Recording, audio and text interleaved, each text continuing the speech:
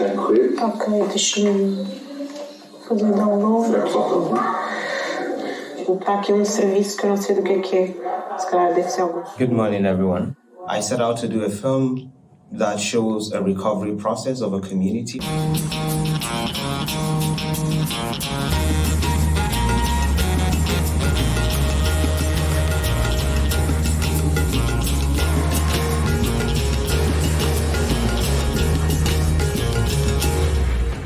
Hello, my name is Jesse John. I'm a documentary filmmaker from Nigeria, and welcome to my Doc Diary. I'll be sharing with you stories of my encounters that I come across within my documentary practice. I came into Lisbon for the DocNomads program in documentary directing. Due to visa delays, I came in late into the program, and so I came in the heat of the action, different films exercises ongoing. I have to translate, then I have to edit, then possibly have someone look at the fine cuts for me. I feel like I have a lot. Temos que ser amigos. Temos que ser amigos. Temos que ser amigos.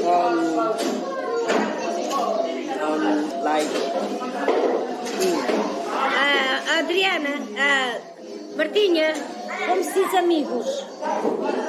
Friends, my friends. Okay. Yeah.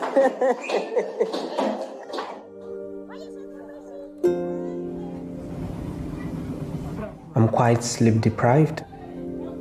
In the night, I have to write essays, and then in the daytime, I'm shooting and also dealing with the challenge of not understanding what is happening because of the language barrier.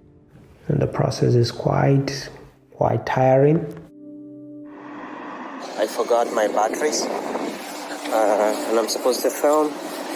There's just a whole lot of chaos, and now I'm just trying to hurry and get the batteries and return to location. Hello. Bon dia. Crazy. So my first 2 weeks, I was burnt out. So when the trip came up for us to go to Viana de Castelo for a field exercise where we're going to spend the next 2 weeks together, 24 people in the same building, I was so excited about the trip. It was a nice bus trip.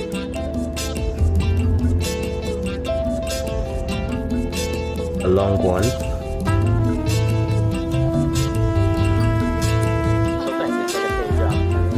But finally we arrived.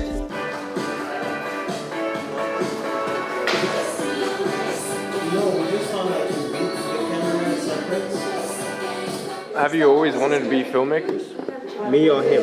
Both. I've always wanted to tell stories. The medium first was writing books and all of that. Then later on it shifted to television. And that was how I found my way into this. The beach was not far from our accommodation. We decided to go by with a few friends to go to the beach, just catch the sunset. Even when it's simple, it tries to make it complex too. You know what I think? Documentary is about learning to lose control. Because you can't control life. That was the first time for me really getting close to a massive body of water. And I also wanted my 7-month-old baby to also have that experience. Someone ended our call, right? Yeah. Yeah, baby. Bye-bye. Talk to you later. I know how important it is for the baby, Darena Mila, to hear my voice every day. Each time I go off the phone, the baby starts reacting and sometimes starts crying. Sorry, he'll call back tomorrow. So yesterday, after the call with the video call, she actually recorded the sound of the baby, and it was so emotional and so heartwarming because I heard her, saying dada, dada. Yeah.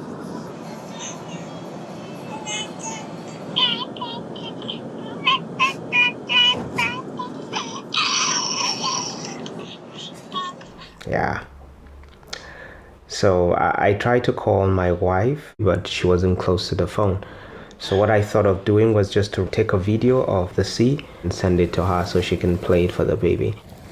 But as I was recording, there was this waves that came at me, and then I got scared. I tried to run away from it, and then my wedding ring fell. I could hear the sound on the rocks, and then I couldn't find it again. It went away with the water. Your ring? Yep. Like what kind of ring? My wedding ring. Wedding ring? Yep. You should jump and I will help you. Come. But then when I was playing back the video, I discovered that the wave wasn't even that big. The major reason why I had to run away from the waves, in as much as it wasn't a big wave, was because of something that happened when I was 9. I was walking in the village with 2 other friends, and then we came to this river where we saw kids, swimming. And my thought was, these kids were small, and that's why they were floating on the water. I didn't know that swimming was a skill that had to be learned. I went up to the bridge and I dived into the water. And to my surprise, 2 other kids also joined me, and then 3 of us started drowning. But then some teenagers rescued us, and since that day I never attempted to try to swim again. But then that day I recollected the fact that I want my daughter to know how to swim as soon as she can walk. I started thinking, how awkward it was going to be, or it was going to look like if Mila goes swimming and then she's asking daddy to join her and then daddy cannot swim. Secondly, I'm a filmmaker, and then I may at one point in time have the need to go to the river, to the sea to film. I don't want to be caught off guard, so I think it's high time for me to confront my childhood fears.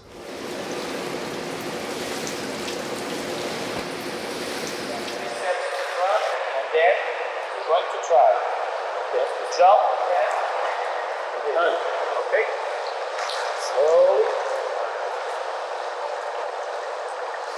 And jump.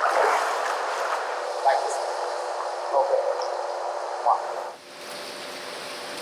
When I dipped my head inside the water and the water entered my nostril, there was this rush of emotions. It's just like revisiting the past. I suddenly felt so vulnerable and not so comfortable in the water, and the tutor had to support me just to float. And while I was floating, it's just this thought of, so this is how people who know how to swim can just float and just feel free in the water. And is this what I've been missing all this while?